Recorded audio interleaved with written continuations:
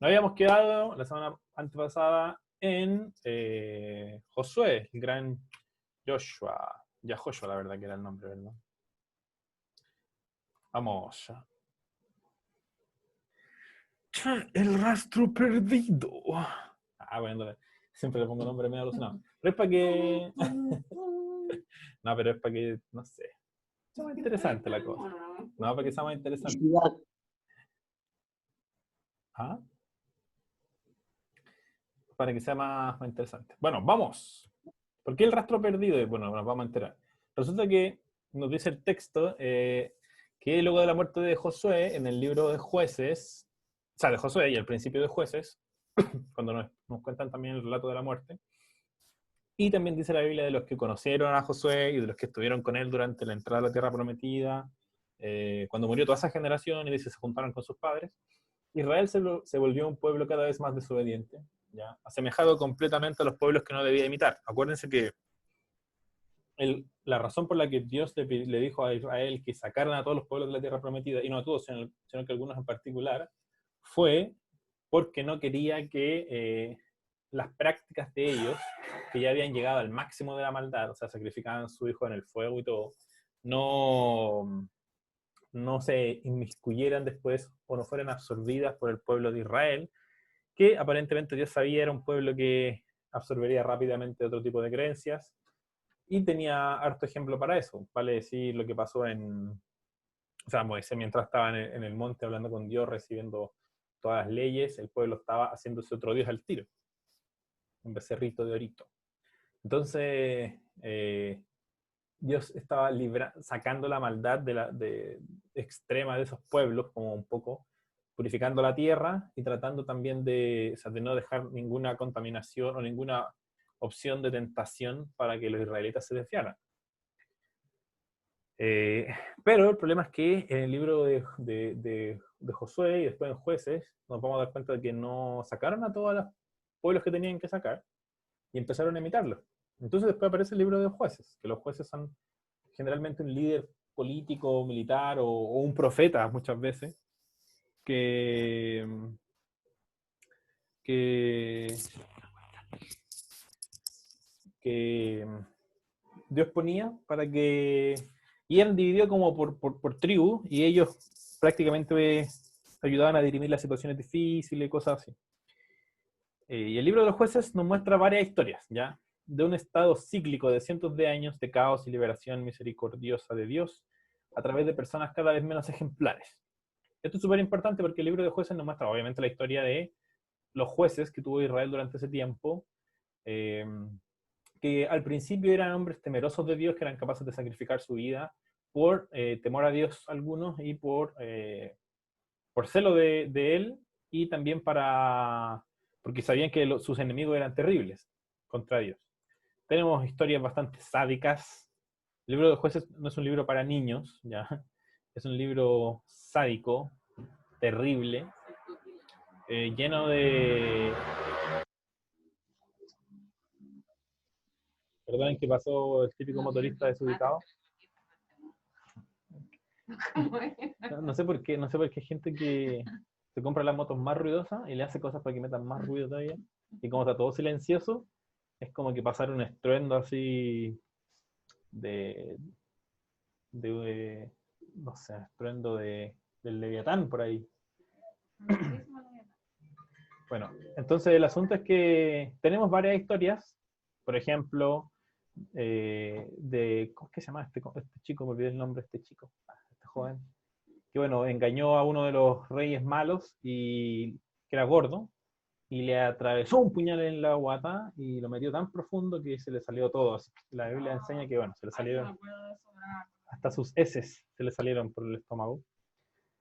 Y se fue, pues, ya ahí pusieron una guerra.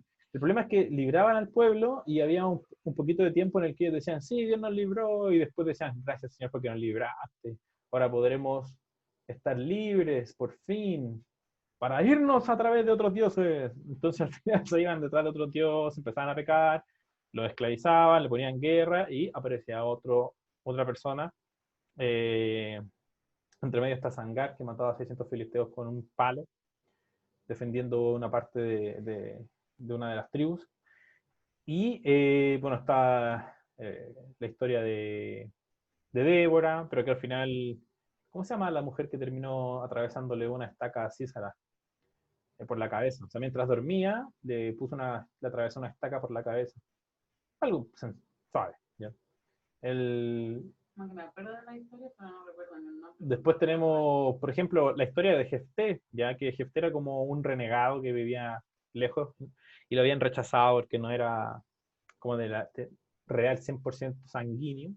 Y le decían, ándate de aquí y todo. Y resulta que su pueblo estaba, o sea, ellos estaban tan alejados de cómo era Dios y cómo deberían servir a Dios, que por ejemplo Jefté pensó que como Dios lo había ayudado, él tendría que hacer un sacrificio humano. ¿Ya? Por eso él dijo, la primera persona que vea, si es que Dios me da la victoria, la voy a sacrificar.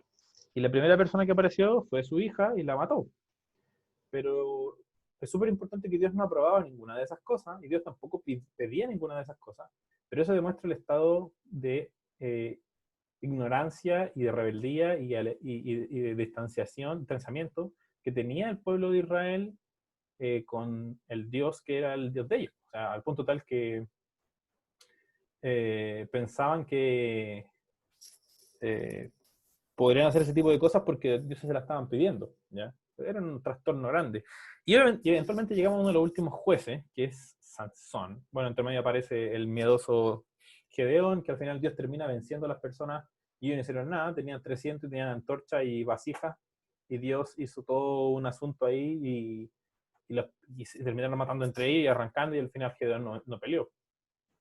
Y después tenemos, o sea, a medida que vamos avanzando en el libro de jueces, cada vez van de malos hasta lo peor, prácticamente, y nos encontramos después con Sansón, o sea, súper egoísta, arrogante, poco tolerante, enojón, iracundo, vengativo, promiscuo, ¿ya? Sexualmente súper corrompido.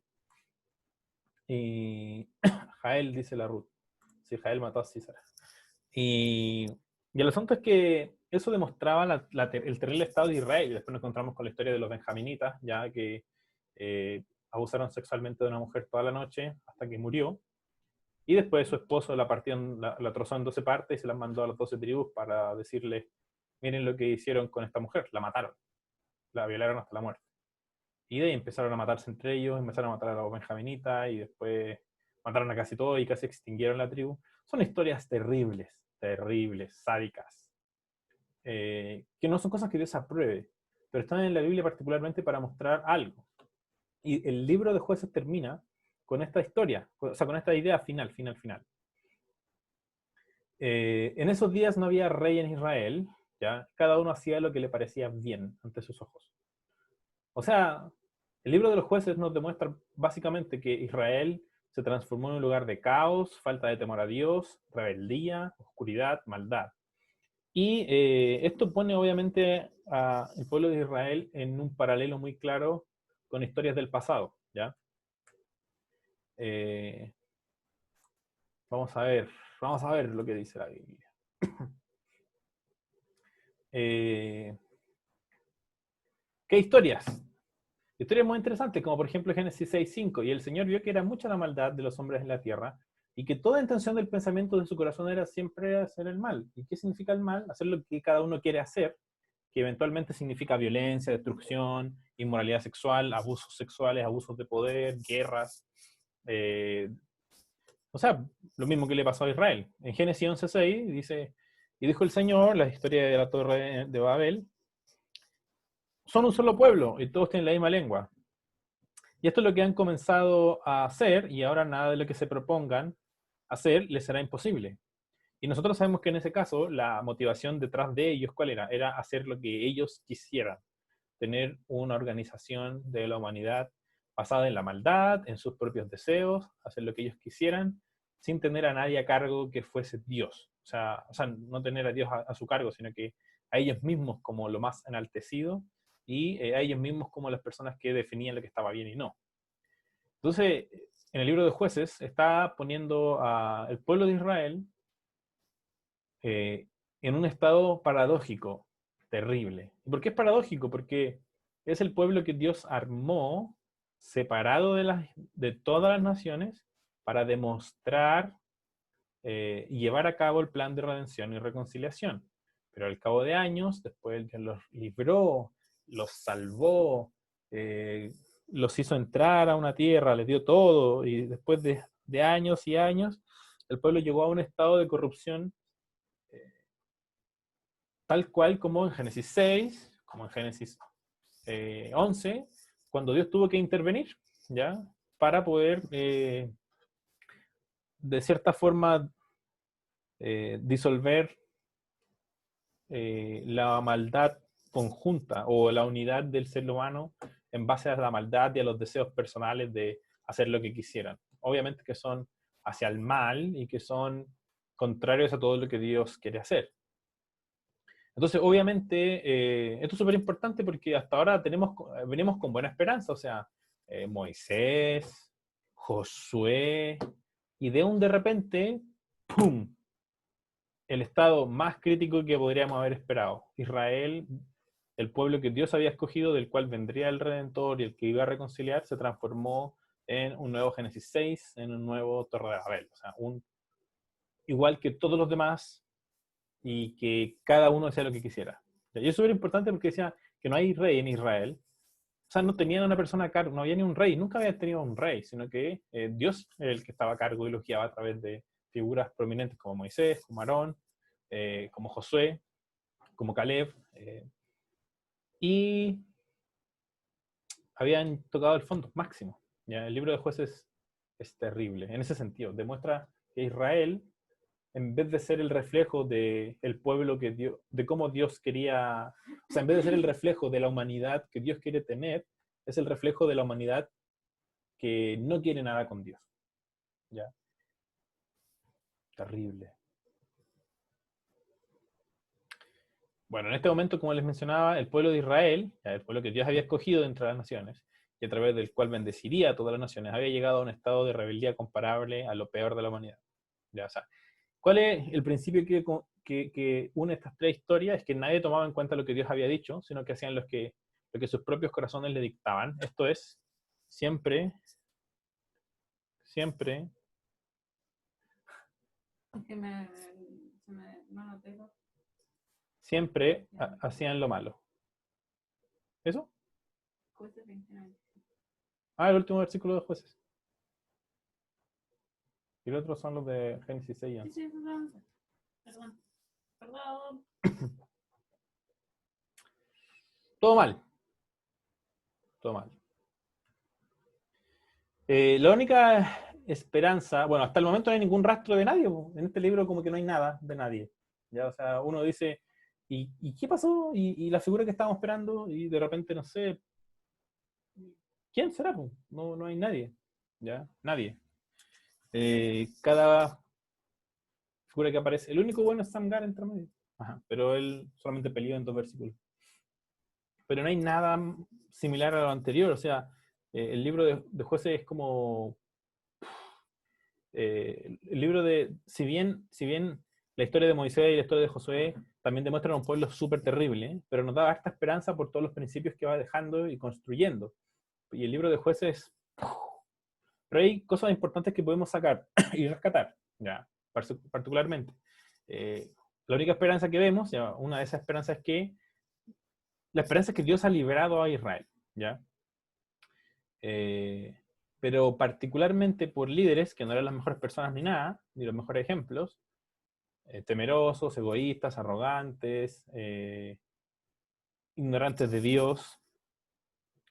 Pero lo importante es que estos líderes en general nos vamos a encontrar con una frase muy repetida en casi toda esta historia, y es que fueron como llenos del Espíritu Santo, o el Espíritu entró dentro de ellos para poder hacer lo que tenían que hacer, ¿ya? Porque si no, Israel habría dejado de existir. Y Israel todavía está dividido así como, era como Estados Unidos, pero era en el sentido de que estaban todas las tribus y cada una tenía sus jueces y todo. Y lo súper importante de todo esto es que en el estado más terrible de decadencia de, no solo los demás pueblos, el resto de la humanidad, que eso es obvio, este pueblo que tenía la ley de Dios, que tenía los mandamientos del templo, que tenía el único pueblo que tenía cómo acercarse a Dios, ya que tenía figuras que representaban cómo es que debería ser la humanidad, en David, en Josué. Dios decidió mantener en medio del caos su promesa, aún así, aún cuando el pueblo fuese así de terrible.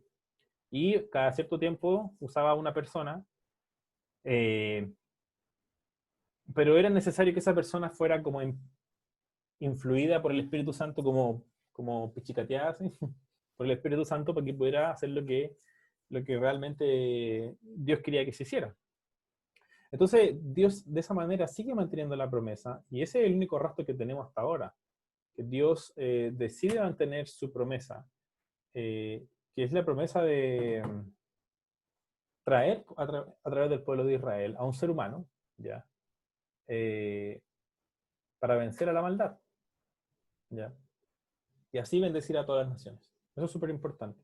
Dios sacó una nación para transformarla y a través de esa nación bendecir a todas las demás naciones. El problema es que esta nación se había convertido en, si no peor, que todas las demás naciones.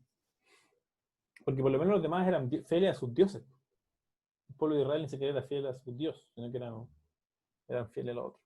Bueno, hasta este momento no tenemos rastro de quién será la persona, pero sí sabemos que la necesidad de que venga se hace mucho más manifiesta, ya que, además de pequeños momentos donde el Espíritu intervino, no hemos tenido ejemplos de cómo sería quien vendrá, sino solo ejemplos de las terribles acciones que puede llegar a hacer el ser humano, que se ha entregado a la maldad y a gobernar según sus propios deseos.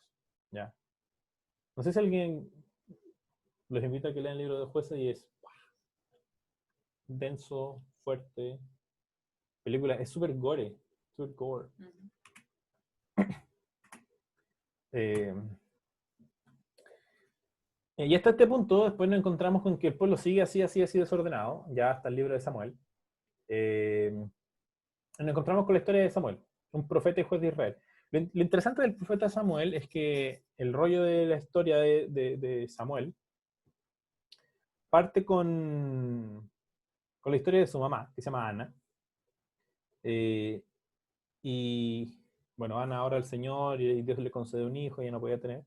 Y ella en uno dice un poema súper importante, ya en el capítulo 1, y de Samuel, que se me, no, que se me olvidó ponerlo ahí.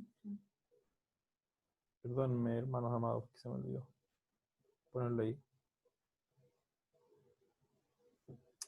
Y Ana dice, mi corazón se regocija en el Señor, mi fortaleza en el Señor se exalta, mi boca sin temor habla contra mis enemigos, por cuanto me regocijo en tu salvación. No hay santo como el Señor, en verdad no hay otro fuera de ti, ni hay roca como nuestro Dios. No se jacten más en su orgullo, no salga la arrogancia de su boca, porque el Señor es Dios de sabiduría, y por él son pesadas las acciones. Eh, Versículo 7 dice, el Señor empobrece y enriquece, humilla y también exalta.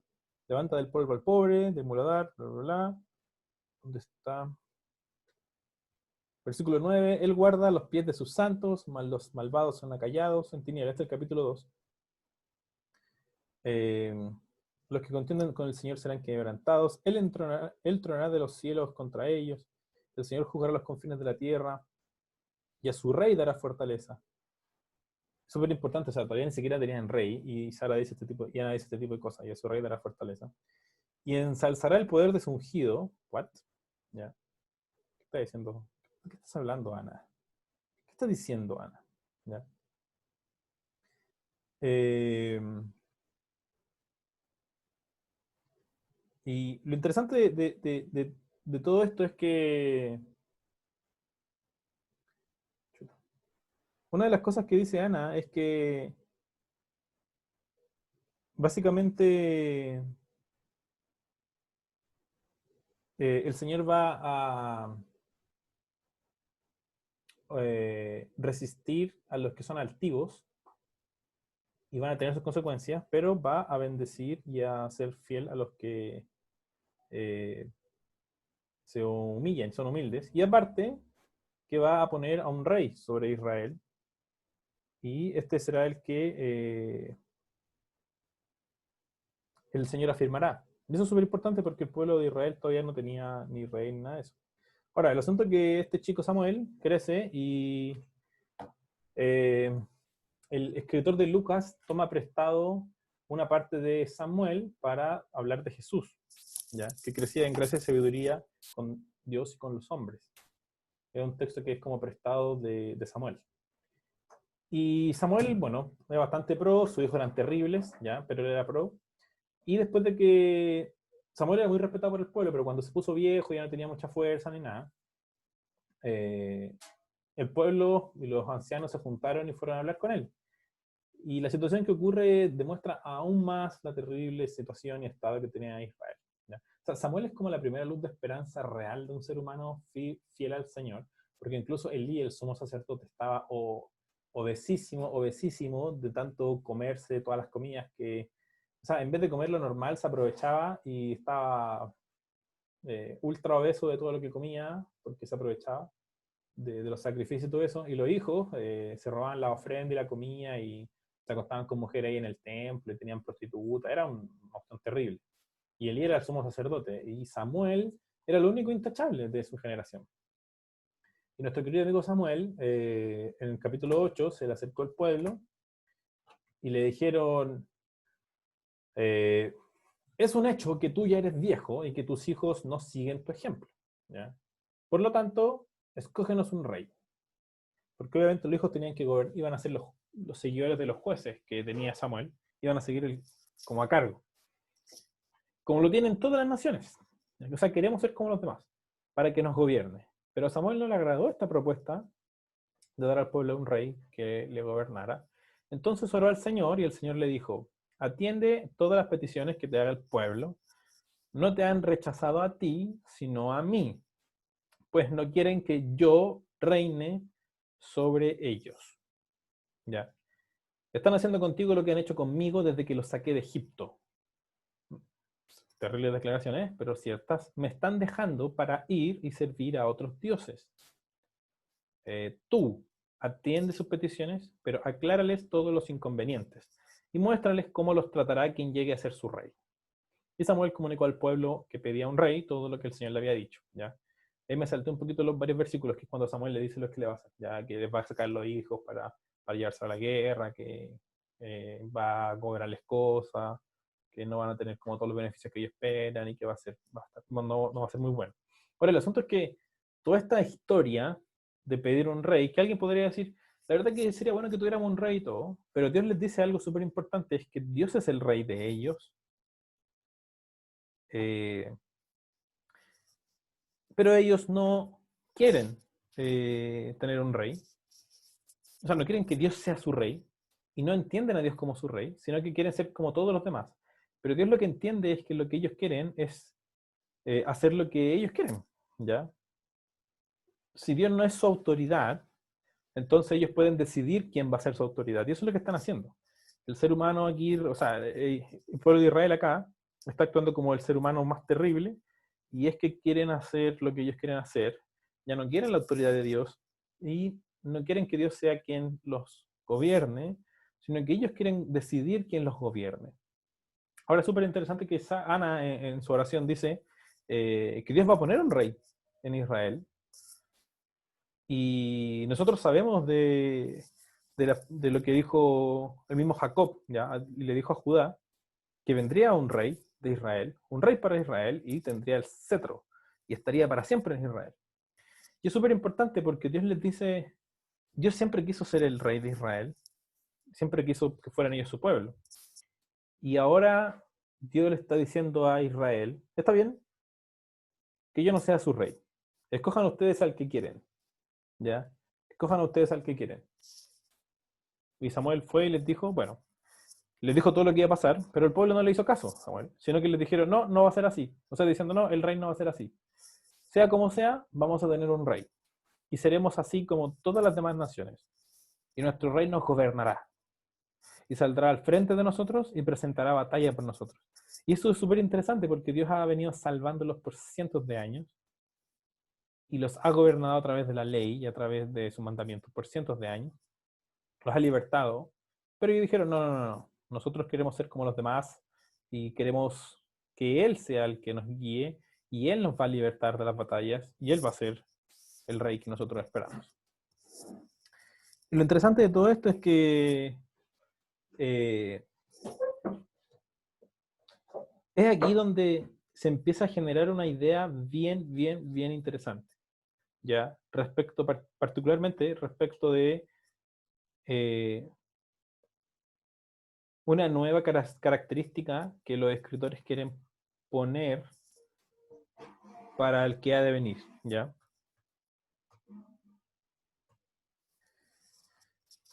Bueno, después de todo esto, Samuel fue a escoger a un hombre, ¿ya? Y escogió a Saúl. Y lo interesante de escoger a Saúl es que Saúl cumplía particularmente y especialmente con todas las características que el pueblo de Israel y que todas las personas pensaban. Saúl era más alto que de lo normal, era ultra musculoso, era ultra hermoso, ¿ya? Era como el calamardo hermoso. Y dijeron, este sí que es un rey de verdad, ¿ya? Un hombre de guerra. Y el asunto es que Samuel le dijo, ya, tú vas a hacer. Y lo ungieron. Y esto es súper importante porque aquí pasa algo bien fundamental. Hasta el momento, las únicas personas que eran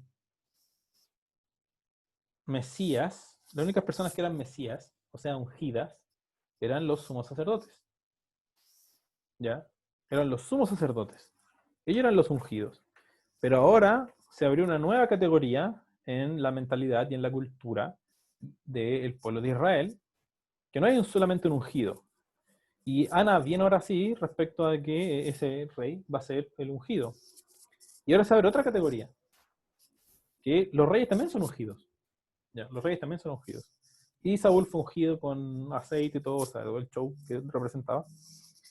Entonces ahora como que de aquí en adelante, y con la oración de Ana, y en el tiempo nos vamos a dar cuenta cómo se va desarrollando esta idea, particularmente con los profetas y todo, acerca de dónde proviene el término y por qué ellos esperaban a un Mesías, a un Mashiach, a un ungido.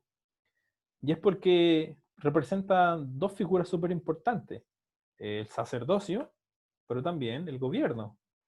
Los reyes y los sacerdotes eran los que eran aceptados por el Dios y como señalados por Dios, ¿ya? Los ungidos.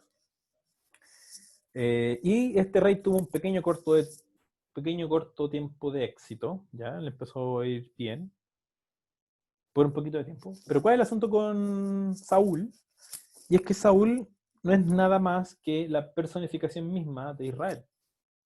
Rebelde, desordenado, y que quería hacer lo que él quisiera. Entonces Dios levantó que hiciera cierta situación a través de Samuel.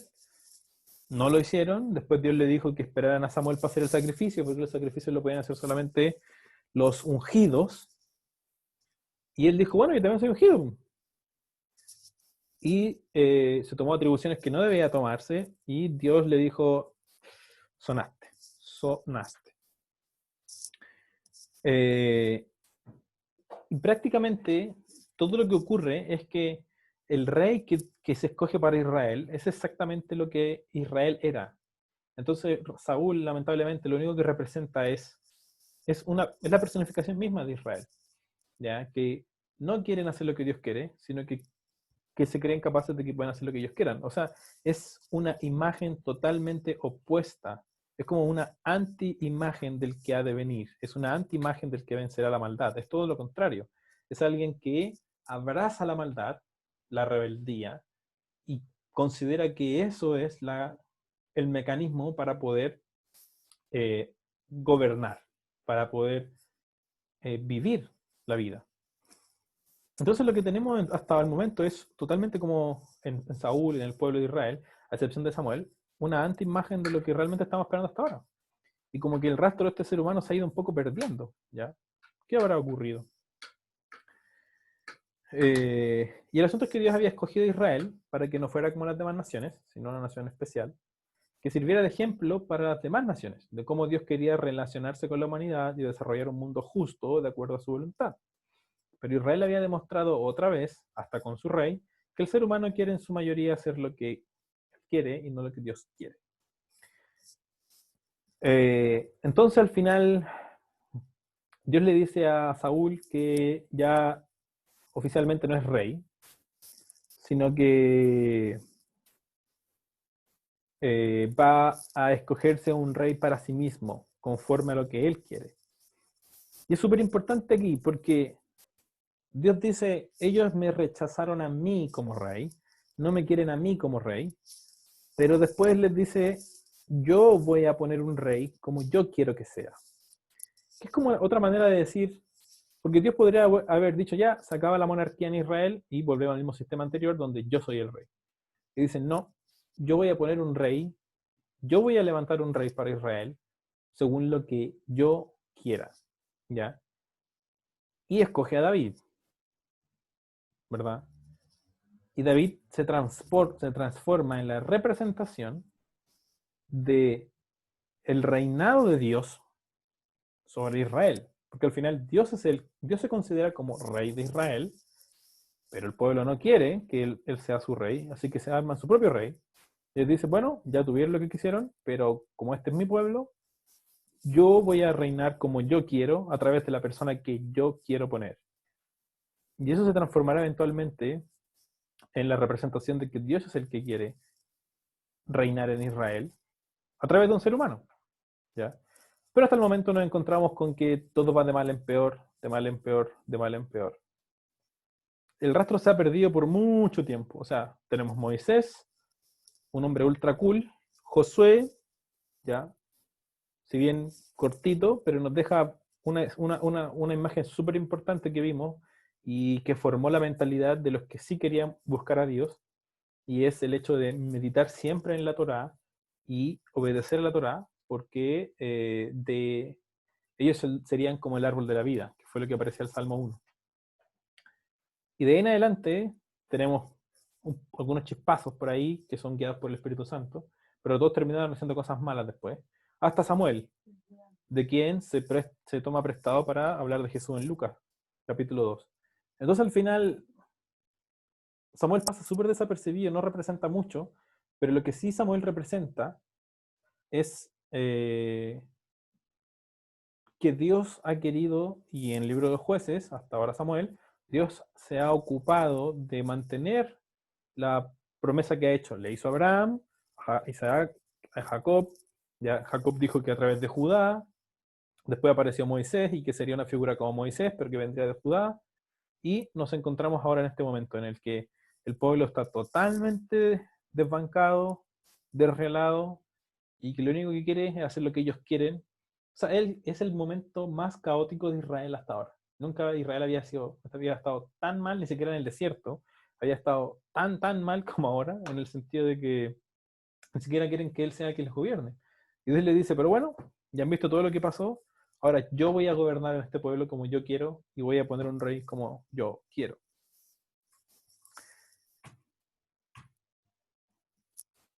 Y continuará. Cataplum.